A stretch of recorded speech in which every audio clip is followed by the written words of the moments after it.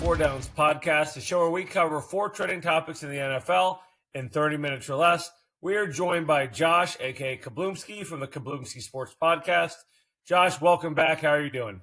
Thanks, brother, man. I'm blessed to be back. I'm happy to be here. Thanks for having me. Good. Without further ado, let's get into it. Our first topic, as always, is Thursday Night Football, a game which was dominated by the Rams. To some surprise, I was sort of expecting a close game with Puka Nacua and Cooper Kupp coming back. I didn't expect the offensive dominance of the Rams. Right. I didn't see a piece on the field for the Rams offense that didn't look in midseason form, playoff form, so to speak. Yeah. Did you anticipate Cooper Kupp and Puka Nacua coming back looking as fresh and well-rested as they did? Did you expect a little rust? Because I did. What's your take? Oh, yeah, absolutely. Rust for sure. I did not expect that. I knew that they were going to get the targets. I knew Matt was going to force feed them and make sure that they get their touches. But you can just catch a ball, but what they were doing with the ball was amazing. I mean, especially Cooper. I think what we got to talk about too is Matthew Stafford looked, tremendous against a Brian Flores defense. He looked like a Matthew Stafford of old, picking them apart. So I don't know if that was something that Brian Flores needs to work on his defense, or that we just got to give flowers to Matthew Stafford. But overall, great offense performance from the Rams. Yeah, so real quick, I've got the stats there for those players. Mm-hmm. Puka Nacua, 7 for 106. Yeah. Cooper Kupp, 5 for 51. And then the guy who has been sort of shouldering the load, Kyren Williams, 97 yards rushing plus a receiving touchdown. You also had Demarcus Robinson with a multi-TD game. Mm-hmm. So what I would say for this Rams team now, and we'll talk about this more when we get into the standings, is that they have learned to play and win games different ways. Yeah. So they've learned how to win with Kyren Williams being the guy, with Demarcus Robinson being the guy. Mm-hmm. So if you're in a situation where, let's say, Kupp or Nacua need to take a week off, maybe just kind of a recovery week if they're still having, residual effects of the injuries, right, you have other guys out there that can do it. Yep. I love Kyren Williams, and I looked at the running back power rankings on NFL.com recently. I think they had him 9th or 10th. I think that's blasphemous. I think Kyren Williams is like a sneaky top 3 guy. Derrick Henry, Saquon Barkley, Kyren Williams. Ooh. Yeah, hot take there, huh? Yeah, I like that. But look what he's doing. He's scoring a touchdown virtually every week, if not more. Right. He's efficient with the ball. When he gets his carries, he does something with them. Right. He's outstanding in different situations. He can catch the ball. He can go up the middle. He's quick enough to run the outside runs. Mm-hmm. He can go between the tackles. He's kind of a do-it-all guy. And because maybe coming in the league, he hadn't have that name, maybe he's overlooked as opposed to a Henry or a Saquon Barkley, who were Heisman candidates in college. But I think by the end of the year, people are going to know that name. And like I said, we're going to talk more about this in a later segment when we go into standings. Are the Rams still in this thing? 3-4 with the leader in the division at 4-3? I think. What do you think? I think the trade deadline will answer that. I know there's a lot of rumors looming over that organization. You got your Cooper Kupps and the other big time names that are on the trade block, so to speak. If they keep that team together, McVay knows what he has there. I think McVay is pushing to keep that team together. And if so, I do feel that they can make a little run at the end of the season here. Just because of the points that you mentioned earlier. Kyren Williams, top 3 back, hot take, but he's definitely for sure top 10, maybe even top 5. He does it all. A Pacheco type player. There's no drop off from the running back position, from the wide receiver position. McVay has done a tremendous job of implementing that next man up mentality, and it's only going to make them better in the long run. So I do feel like if that team sticks together, no trades are done, blah, blah, blah, blah, or maybe bringing a trade in, yes, I feel like they can make a run. And to close that, I also want to counter. I've got a number in my head of what the percentage chance is that they move somebody out. Mhm. Oh, Bad. okay, 0. okay. I'm with you Because on that. I'm with you on that. think of what they invested to bring Stafford in. If they're going to break this team up, it's not going to be this year. It'll be next year or the year after when Stafford's window kind of closes. Stafford is not done. He's still got plenty in the tank. A And lot they of gave up juice. a lot to get him in and win that Super Bowl. Mhm. So I think the Rams are much more likely to bring somebody else in. Maybe a pass-catching tight end with Tyler Higbee, still sidelined with an ACL. My elementary school reading buddy, Tyler Higbee. Oh, Fun really? fact on me. Yeah, he was in my 5th grade class. Nice. He was my partner for Battle of the Books.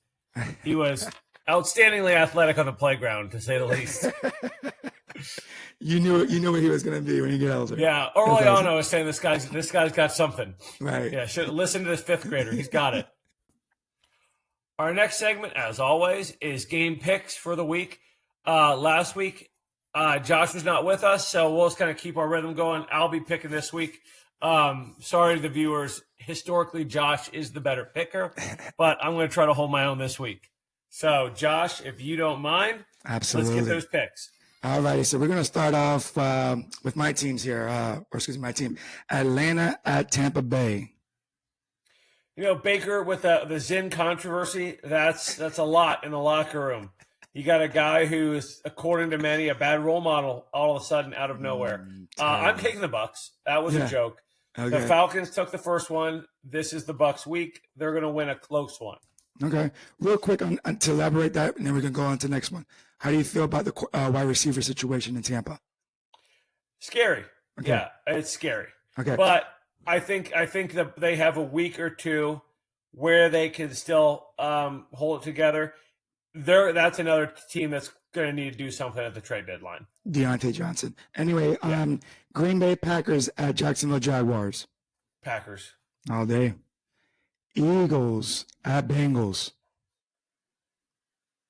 Bengals have looked okay the last few weeks. They're still talking about breaking it apart and going into an early rebuild with the Joe Burrow contract, giving him some time left on the window. I think the Bengals get it done this week, though. Right. And then Ravens at Cleveland. Oh. Jameis Winston. Normally I say this about the Chiefs, but Ravens by like 150.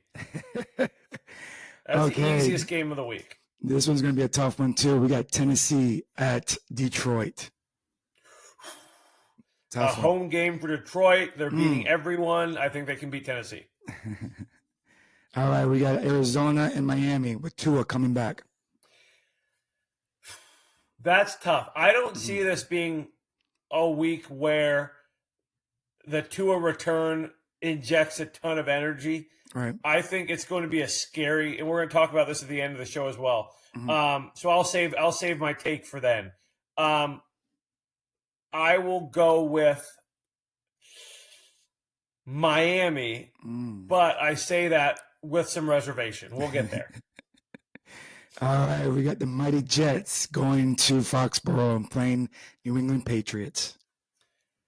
Patriots to cover the spread, Jets to win a close one. Okay.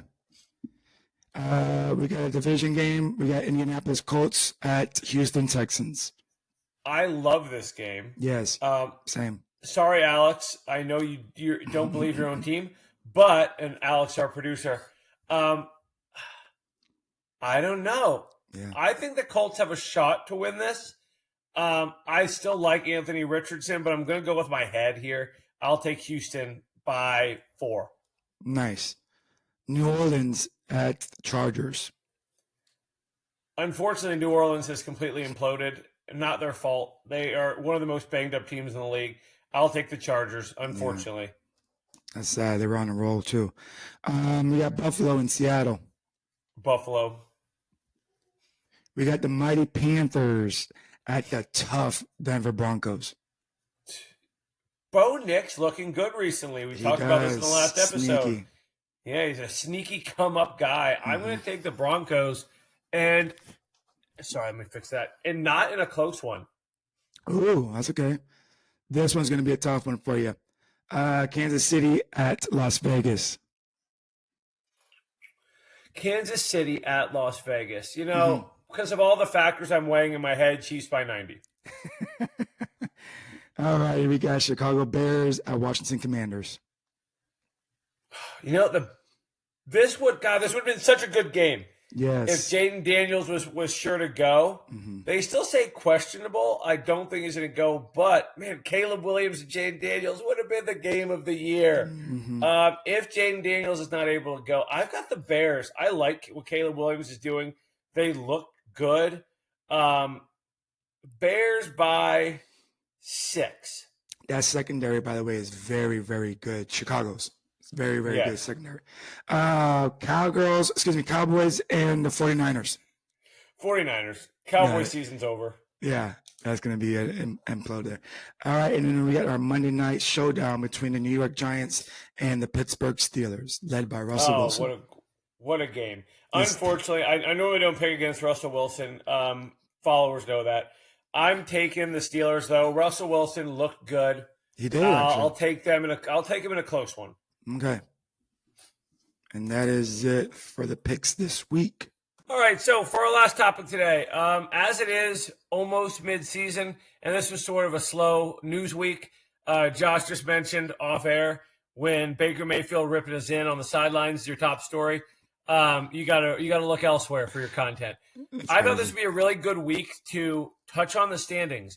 Sort of middle of the season. What are our surprises? Where do we stand? Who are the contenders? Who are the favorites? So I'm going to start in the AFC. Josh, I'll go division by division. Yep. You have a take on that division? Hit me. If not, we'll move on to the next one. Absolutely. AFC East. You have the Bills at 5-2, Dolphins at 2-4, Jets at 2-5, and the Patriots at 1-6. Patriots, no surprise. There's an obvious surprise in that division, Josh. What is it? The Jets. The Jets, they're at 2-5. I mean, a lot of question marks, a lot of deals that's going on there. Are they going to bounce back with Hassan Reddick now on the defensive side of the ball, having Devontae now on the offensive side? What can they do, or is it too late? We don't know. We knew the Jets defense was going to be the strongest unit. I don't think they need a lot of help defensively. Right. It's the offense that has all the question marks. So I don't think it's going to make a difference. I think they're already out of it. Especially with the Bills, they're probably going to run away with that division. Agreed. And even the Dolphins, sitting at 2-4. If Tua comes back healthy, like we said, we'll talk about that later, they could still pull it out. I'll go through the two unsurprising divisions. We'll finish with AFC North. AFC West, Chiefs undefeated. Then it goes Broncos at 4-3, Chargers at 3-3, Raiders at 2-4. I think that's about what people would have expected. Broncos and Chargers kind of in the middle, Raiders at the bottom of the division. Hopping over to the AFC South, this division is almost exactly how I would have predicted it. Maybe flip-flop the Jags and Titans. Texans at 5-2, Colts at 4-3, Jags at 2-5, Titans at 1-5. I think that's pretty much what you would expect out of that division. Yeah, I real quick though, I'm sorry to interrupt you. My little surprise though was the Colts. Alex, I know. I just really liked. I really had a lot of hype. I was on that train with Anthony Richardson. I'm still a fan. I'm still on that ride. I just thought they would make a little bit more of a push, and try to take over that spot from Houston. That's just me, though. Yeah. Excuse me. And then the AFC North, the Ravens at 5-2, the Steelers at 5-2, the Bengals at 3-4, the Browns at 1-6. I picked the Browns to be terrible, but I think the surprise is the Steelers hanging with the Ravens. Defense wins championships, right? And Mike Tomlin, he likes his defense, and as long as that defense is playing and in a unit, and they're a tough team to beat. I don't care who's at quarterback. Pittsburgh defense will carry them. Yeah. And let's head over to the NFC now. We've got 2 minutes, so we'll make this quick. Sorry. I'll start with the least competitive, or the kind of most mediocre division here. The NFC West, Seahawks at 4-3, Cardinals at 3-4, Rams at 3-4, 49ers at 3-4. That's just a jumble of mediocrity. Even though I do like the Seahawks, I'm a fan. Who do you have winning that division? Rams.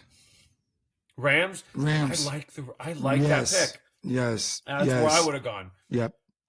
What about in the NFC East? The biggest surprise this season, probably, The Commanders sitting at 5-2, the Eagles at 4-2, Cowboys at 3-3, Giants at 2-5. Do you think the Commanders have a legitimate chance to win that division with the Eagles nipping on their heels, or do you think the Eagles, with that experience, come back and catch them and overtake them at some point? Do Bears shit in the woods? Because if they do, the answer is yes. And the Commanders are going to win that division, hands down. Eagles might push them a little bit, but what they got going over there is special. Good. I love your takes today, man. You're hot. You're hot today. NFC North, I'm going to ask you to pick this division too. Okay. This is tough. Yes, Lions at 5-1, Vikings at 5-2, Packers at 5-2, Bears at 4-2. Dude. Four of the four contenders, and I say the Bears might be a playoff contender. Yeah. Who do you have pulling that division out? This is a tough one. I think that this would be a little bit more different if Jordan Love would have stayed healthy throughout. Detroit, though. Detroit, they're the most well-balanced team. I feel like special teams, offensively, they have it all the pieces. That team has a vision, and they're going to set a goal, and they're going to accomplish it. Detroit. Are the Lions that good? Are they really that good, you think? Because I say yes. Sorry to cut there. Had a personal call come in. Let's jump to the NFC South. This is going to be Josh. This is your wheelhouse here. Yeah. Falcons at 4-3, Bucks at 4-3, Saints and Panthers way behind. My take would be Falcons win the division, Bucks fight for a wild card spot. What do you think? Yeah, at the beginning of the year, I said Atlanta as well. I was pretty surprised on New Orleans. And then I was surprised on our team as well. I thought that we came up and we were just on a roll. I don't see that happening anymore just because of the loss of Chris Godwin and Mike Evans being hurt for a couple weeks. I still think Atlanta takes this, unfortunately. I think we still battle, Bucks speaking, I think we still battle division, but I think Atlanta's too hot to handle right now. And just to clarify, when you say our team, you mean your team? Yes, excuse me, my team. Right, I'm not one of you people. Right, my bad. I'm a winner. I'm just kidding. You guys beat us in the Super Bowl. I'm a loser. No, all right, that's right. Let's move on to our last topic of the day. This may be a quicker one. We may not go quite 5 minutes. I just want to talk about Tua Tagovailoa and some of my fears with this return. He said recently at the podium that he went through a cautious return, gave it more time. And I hate to be this person, but I don't want to see a good person like Tua potentially have a serious medical issue on the field. And by serious medical issue, I mean something that could be life-threatening. Mm-hmm. You look at, and you were in the healthcare industry. You were an EMT, so you can probably speak on this. This is why I'm going to turn it over to you. Right. His two recent concussions, the posturing, how long he was down for, and some like the one where he got hit his head on the back on the field, stood up and was weak on his feet and said he just stumbled. Those are signs of a serious traumatic injury. And concussions it is brain trauma. Oh yeah. And people seem to say, yeah, you talk about brain trauma versus concussions. Those are under the same umbrella. And in sports, we seem to differentiate between that. That a concussion is part of the game. I mean, how serious really would it be if he sustained another bad concussion? Well, from your opinion. Yeah. Absolutely. I mean, obviously, anytime you get a concussion, it's going to be serious, right? And I just want to clarify with you, I was a paramedic, not an EMT. Shout out to all my EMTs. Okay. But anyway, I digress. But no, on a serious note, though, man, the contortions, the way, we as a paramedic, we look for things like that. That means, especially the head going back and forth, that's your brain moving in there, okay? The brain should not be hitting the front and back. That's where you see your dots sometimes, for all my athletes out there. And I want to clarify this. Seeing dots when you get hit pretty good in your head, I was an athlete as well, that's not a concussion. That's just getting your bell rung. Yes, it's something that has to do with your head, but a concussion, you don't know where you're at that point in time, or you forget everything that's happening in that point in time. You can be thinking that, it's a real serious deal when they ask you where you're at and you're in Miami and you say London or something crazy like that. And the thing is, what's sad about it is you think you are right. Hey, doc, I'm good. I'm in London right now. Things like that is what we look for. This is what makes it even more serious is the fact that it's not just about the brain anymore. His brain stem was affected. Your neck was affected. This is not his third time, or excuse me, not his first time having these type of medical issues. I believe it's like his third or fourth concussion. After you only have one brain, right? You only have one. But the thing is that it's something that you cannot repair. It's not. Let me just go ahead and do a little surgery to your brain. You should be good. That doesn't work like that. You know what I mean? So I am very hesitant on the fact that any jerking, any head hitting, head-to-head contact, whatever it may be, could be very, very life-threatening. I'm sure that his medical staff, Dolphins medical staff, his family, obviously have all spoken to him about it, gave him, the pros and cons of everything. At the end of the day, he's a competitor. At the end of the day, he's going to compete. And unfortunately, that's as an athlete, you want to be out there. You really don't care. You're not really thinking of the moment. I just feel like he needs to look at past players, i.e., Junior Seau, i.e., some of those guys that are really, really bad with the CTE and all that good stuff. Exactly. Exactly. I really feel like he's not seeing that right now, and he's not going to. He's in the moment as a competitor, as an athlete, and that's a huge, huge question mark for me. Sorry if I rambled a little bit there. No, you're okay. Tua does have children.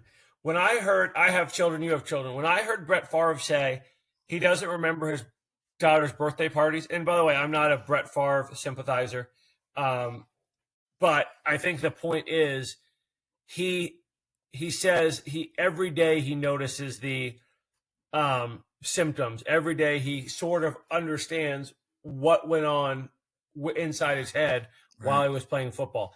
And that's scary. And Tua does have children. He has a family he needs to look out for.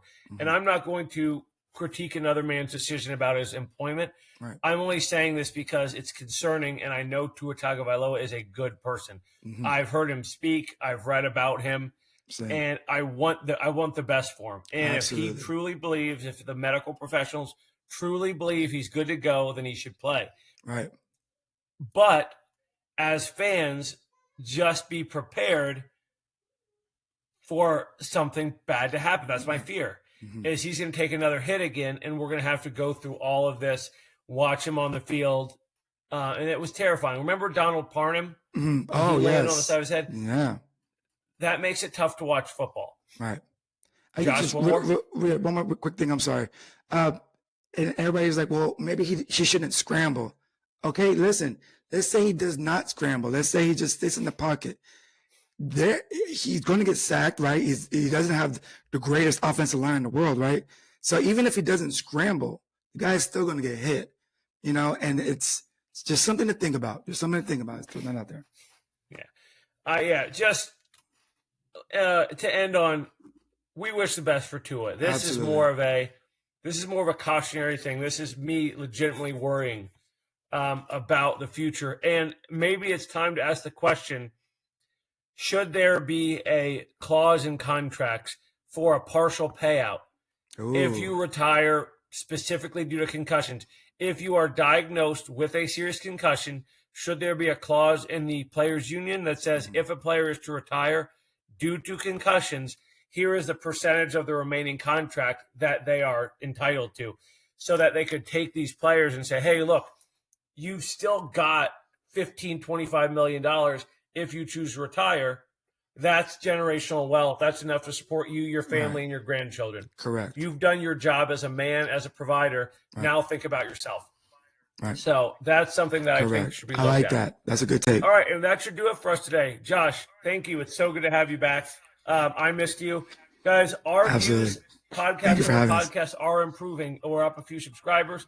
And right now, we're not doing this for money. Nice. We're doing this for the enjoyment. So go ahead, leave a like, leave a comment, let us know what you think. Subscribe if you enjoy the content. If not, we'll see you next time, or we won't. Have a good night, guys. Thank you. Kablinski.